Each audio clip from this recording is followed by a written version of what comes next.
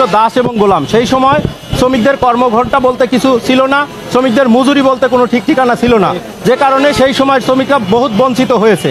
পরে এই শ্রমিকেরা 1886 সালের আমেরিকার শিকাগো শহরের হে মার্কেটে প্রথম আন্দোলন করেন এবং সেই আন্দোলনে ব্যাপক শ্রমিক আত্মত্যাগ করেন এবং অনেক শ্রমিক জেল জুলুম খাটেন। তারপর থেকেই এই দেশে প্রতিষ্ঠিত হয় মে দিবস এবং শ্রমিকদের 8 ঘন্টার দাবি। আমরা তারই ধারাবাহিকতায় 140তম মে দিবসে আমরা এবারের দাবি 7 দফা দাবি আমরা তুলে ধরছি। সেটা হলো প্রত্যেকটা শ্রমিক এখন বর্তমানে 1 নম্বর হয়রানি হচ্ছে বিজিএমই ডাটাবেস। আমরা সেই জন্য দাবি জানিয়েছি বিজিএমই ডাটাবেস বিলুপ্ত করতে হবে। পাশাপাশি 2 নম্বর দাবি যেটা রাজনৈতিক প্রতিহিংসার কারণে, ইতিপূর্বেও আমরা দেখেছি রাজনৈতিক প্রতিহিংসার কারণে এই অনেক কারখানা বন্ধ হয়ে গিয়েছে। কেউ যদি অপরাধ করে তার শাস্তি দিবে, কিন্তু তার প্রতিষ্ঠানের উপরে কেন রাজনৈতিক প্রতিহিংসা কর্মকাণ্ড চলবে? যে কারণে আমরা এবারের মে দিবসে দাবি জানাচ্ছি 2 নম্বর দাবি রাজনৈতিক প্রতিহিংসামূলক কর্মকাণ্ড শিল্প সেক্টরে বন্ধ করতে হবে। সেই সাথে আরেকটি 3 নম্বর দাবি আমাদের যে সকল সেক্টরের শিল্প প্রতিষ্ঠান পরিচালনায় সমান সুযোগ দিতে হবে। মুখ দেখে কে কোন দলের সেটা দেখে তাদেরকে সুযোগ সুবিধা দেওয়া হয়, সেটা বন্ধ করতে হবে।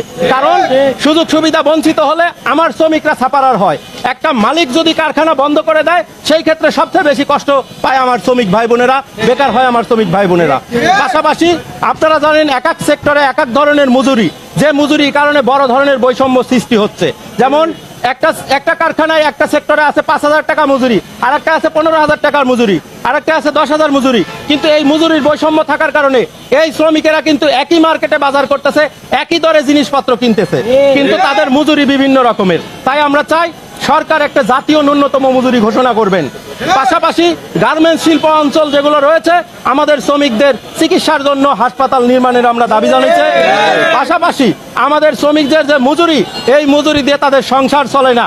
বহির্বিশ্বে কারখানায় যে কাজ চলে তাদের বায়ারের রেটও বৃদ্ধি হচ্ছে না। যে কারণে আমরা চাই সরকারের কাছে দাবি জানাবো আমাদের গার্মেন্টস শ্রমিকদের জন্য রেশনিং ব্যবস্থা চালু করতে হবে।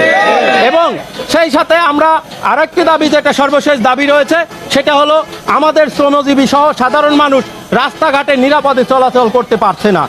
ধর্ষণ, ছিনতাই, চুরি এবং ডাকাতির মতো ঘটনাগুলো ঘটতেছে। তো কাজেই আমরা আইন শৃঙ্খলার উন্নতি চাই এবং নিরাপদ চলাচলের ব্যবস্থা সুনিশ্চিত চাই নতুন সরকারের কাছে। আমরা মে দিবস উপলক্ষে আপনার শ্রমিকদের জন্য নতুন সরকারের কাছে কি আমরা 7টা দাবি আমরা তুলে ধরছি আপনাদের মাধ্যমে। প্রিয় সাংবাদিক ভাইয়েরা, আপনারা জাতির বিবেক, আমরা আপনাদের এই দৃষ্টিতে, আপনাদের ক্যামেরায় জাতির দৃষ্টি খুলে, আপনাদের লিখনিতে জাতির বিবেক খুলে, অতএব আপনাদের মাধ্যমে আমরা এই দাবিগুলো তুলে ধরছি নতুন সরকারের কাছে। আমরা অনেক আশা করে আমাদের শ্রমজীবীরা আমরা সবাই মনে করি নতুন সরকার নতুনভাবে দেশ পরিচালনা করবে এবং দেশে কোনো ধরনের বৈষম্য থাকবে না। শিল্প প্রতিষ্ঠান যেগুলো বন্ধ রয়েছে সেগুলো চালু করার জন্য জাত ভেদ করতে হবে না। রাজনৈতিক কে কোন দল করে সেটা না দেখে দেখতে হবে শ্রমজীবী বেকারত্ব দূর করার জন্য কি করণীয় যায়, সেটার জন্য সরকার